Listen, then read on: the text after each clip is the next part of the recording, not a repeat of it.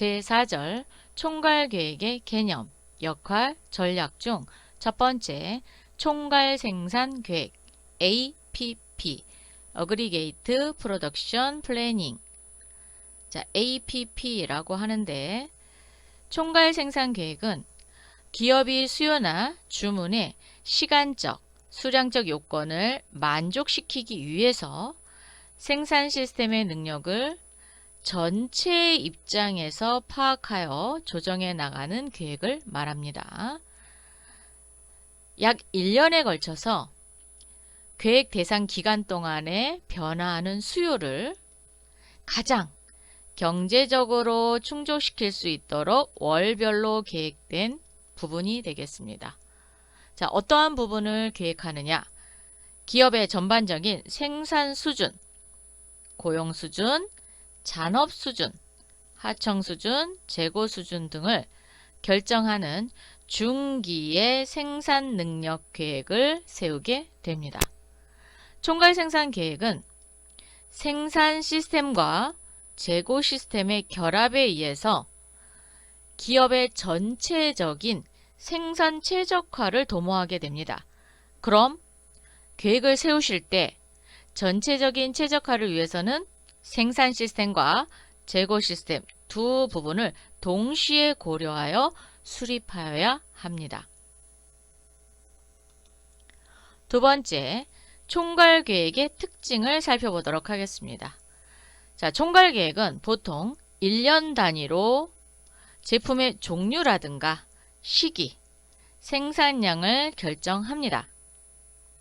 두 번째는 생산계획은 총괄계획, 주생산계획, 즉 기준생산계획이라고 하고요. 자재소유계획, 일정계획 과정으로 진행이 됩니다. 그래서 총괄계획, 그 다음에 주생산계획, 자재소유계획, 일정계획 이렇게 계단식으로 내려갑니다. 총괄계획의 기법에는 도시법이 있고요. 수리적 기법, 휴리스틱 계획 모형, 탐색 결정 기법이 있습니다.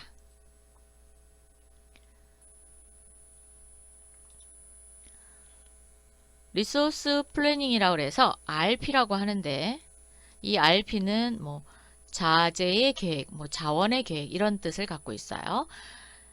자재의 계획은 총괄 생산 계획을 수립할 때 사용이 됩니다. 자, 생산 계획 절차를 한번 살펴보도록 하겠습니다. 수요 예측에 의해서 생산 능력 계획인 PCP 스타트, 그래서 수요 예측에 의해서 첫 번째 APP, 즉 총괄 생산 계획을 세우게 됩니다. 세우고 나면 기준 또는 주 생산 계획인 MPS 생산 계획을 하시고, 그 다음에 자재 소요 계획, 즉 MRP가 되겠죠. 그리고 나서 이제 공정의 일정, 스케줄링이 되겠죠. 그래서 일정 계획까지 이렇게 순서대로 계획을 짜게 됩니다.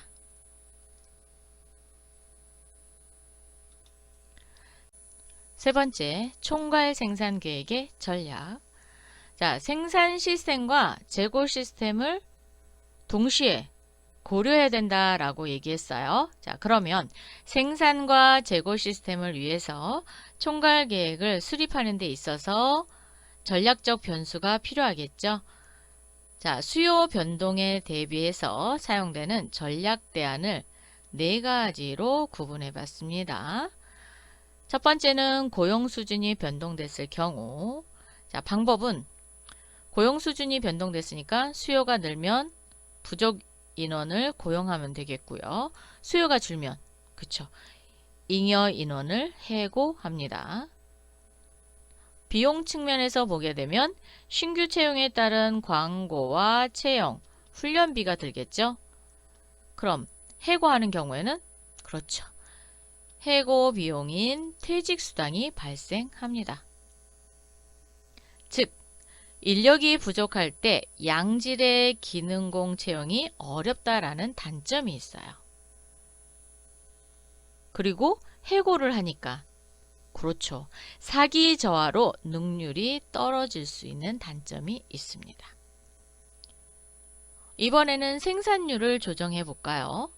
자, 생산률을 조정한다. 그러면 수요가 늘면 조업시간을 늘립니다. 뭐 당연히 수요가 줄면 조업시간을 줄이죠. 이때 비용, 즉 조업시간이 늘어나면 잔업수당이 발생됩니다. 그런 반면에 조업시간이 줄어들면 조업이 단축되어서 유휴에 따른 유휴 비용이 발생이 되겠죠. 즉 일하지 않았는데도 비용을 지급해야 되는 거죠. 잔업이 있으면 보존시간이 감소되고요. 조업 단축으로 인해 보존시간을 늘릴 수 있습니다.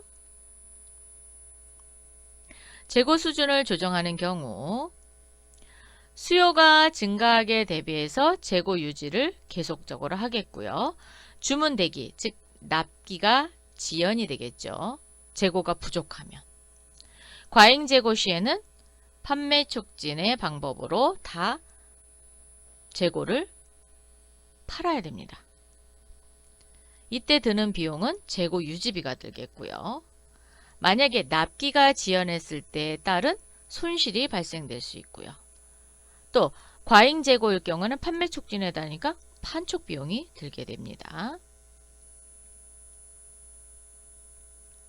서비스업에서는 재고가 없잖아요. 그래서 서비스 비축을 할 수 없습니다. 서비스 요원이나 시설을 늘려야 된다라는 거고요. 그리고 판촉 비용을 많이, 즉 과잉 재고 시에는 판촉 촉진으로 인해서 기회 손실이 크게 발생될 수 있습니다. 자, 하청인 경우 생산 능력이 모자랄 때는 하청을 주면 됩니다. 생산 및 하청 능력이 모자랄 때는 설비를 확장하면 됩니다. 하청을 주게 되면 하청 비용이 생기고요. 설비를 투자하게 되면 설비 투자 비용이 생깁니다. 하청을 주는 경우에는 하청회사의 품질과 일정을 관리하기가 힘들어지겠고요. 만약에 설비를 투자해서 설비를 늘려놨어요. 그랬을 경우 수요가 떨어지면 유효 설비의 코스트가 발생될 수밖에 없죠.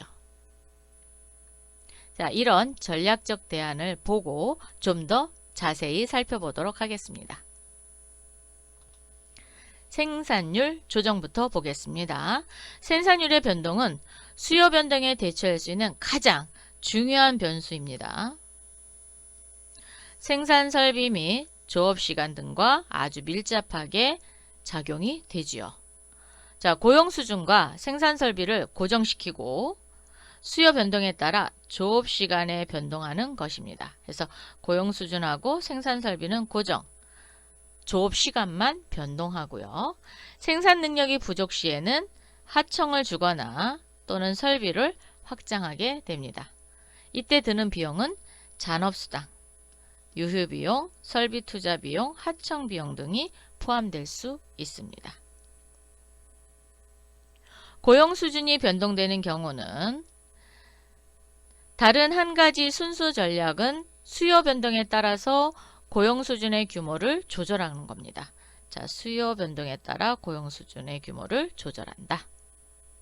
즉, 수요의 변동에 직접 연관시켜서 고용이나 해고를 하는 방법이죠. 고용비에는 모집비라든가 면접비, 선발비, 즉 채용해야 되니까 신체검사비, 훈련비 등 신규 채용에 대한 비용이 듭니다. 해고 비용에는 실직수당, 보험, 퇴직수당, 또 회사 이미지 등과 같은 즉 무형적인 비용 등을 다 포함해서 고용수준 변동에 넣으셔야 됩니다. 재고 수준의 조정은 순수 전략의 한 가지 형태라고는 하지만 어쨌든 고용 수준과 생산율을 고정시킵니다. 그리고 뭐를요? 재고 수준을 조절하는 겁니다. 그래서 재고 수준을 조절함으로 인해서 수요의 변동을 흡수하는 방법이 재고 수준의 조정. 하청은 하청을 줌으로써 일정한 생산 속도를 유지할 수 있고요. 필요한 경우에는 하청업자들의 생산 능력을 이용할 수 있게 됩니다.